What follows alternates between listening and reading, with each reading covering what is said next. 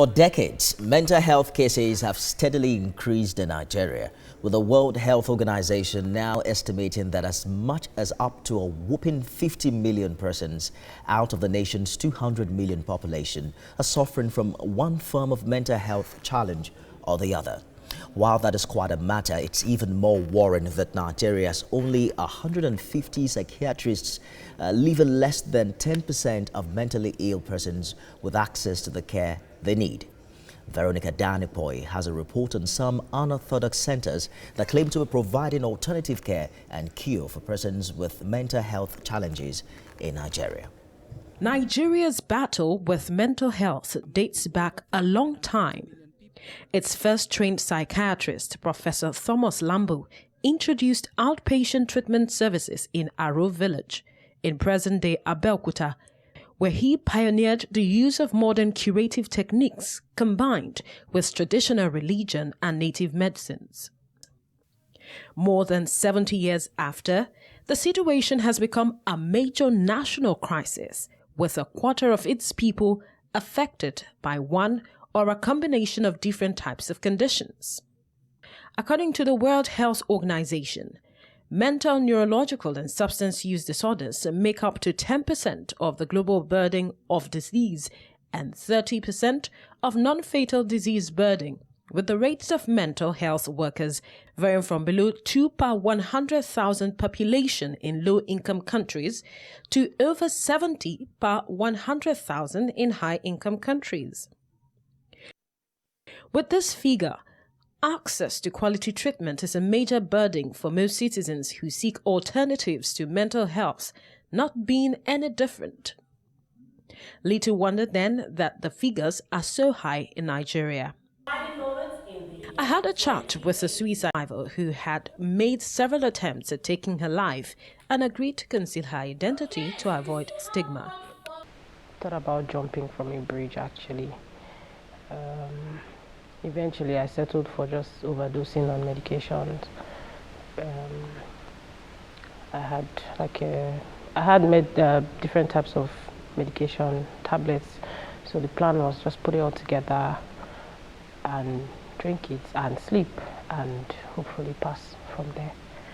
Her mother tried to find a solution to her mental condition and, like most Nigerian parents, decided to seek spiritual help. But after I had been to the doctors and then I started going to therapy was when I informed my mom. She thought it was a spiritual attack and it was the devil trying to come into our family. So she called every pastor that she knew and then asked them to call me and pray with me. Eventually, at some point, she tried to take me for deliverance. This led to me seeking out a few such churches that offer spiritual help. I was directed to the Celestial Church of Christ, Orisun Ibukun, in Igboya, Ile-Ife, which has a reputation spanning 30 years caring for the mentally challenged.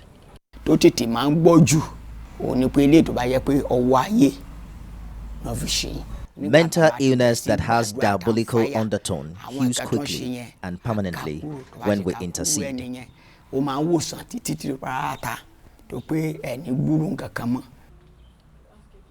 Superior Evangelist Alabi says the church has healed no fewer than 70 persons in the past 3 decades, using totems such as water from the altar, perfumes, candles, special oils, and chains.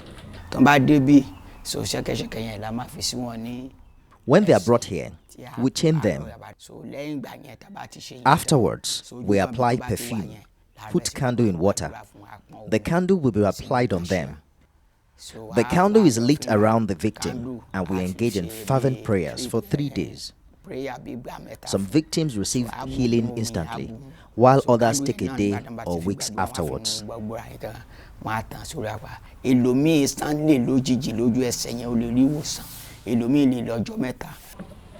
The sanitary conditions of the church facility look far from what they should be.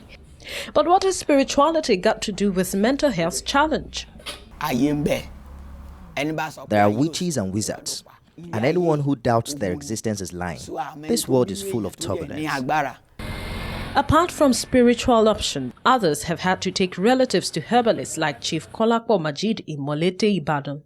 His walls are adorned boldly with newspaper clippings of his success stories. In Nigeria, I am the only practitioner who carries out surgical operation without using surgical tools. The traditional mixture is placed on the head after the hair is shaved. The mixture penetrates the skull without any incision. On the third day, the sore will be seen. Only air and what is applied on the sore heals them.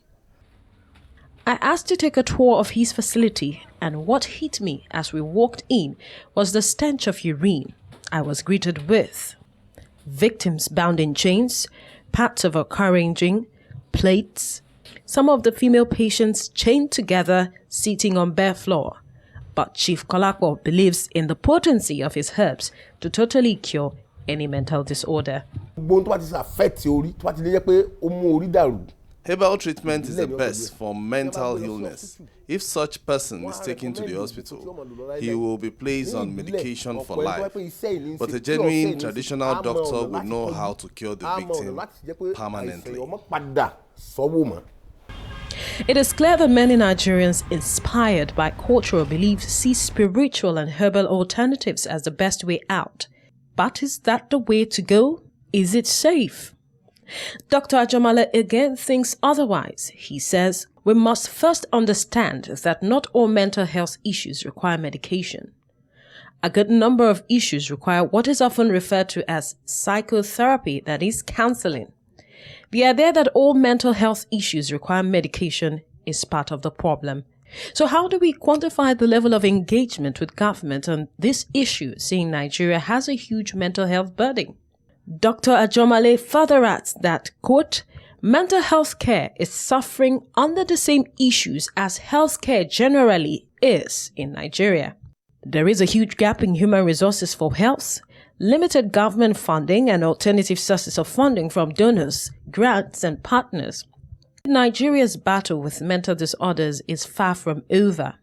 Several cases of suicide, psychosis, and illegal detention centers have been reported, with trending hashtags mounting pressure on the National Assembly to hasten the passage of the bill proposing the establishment of a National Commission on Mental Health by the first quarter of 2020. Even though Nigerians are beginning to open up to conversations around mental health, access to quality treatment and awareness are still a challenge, along with the threat stigma poses to any major effort. Veronica Danikboy, TVC News. Young Nigerians who possess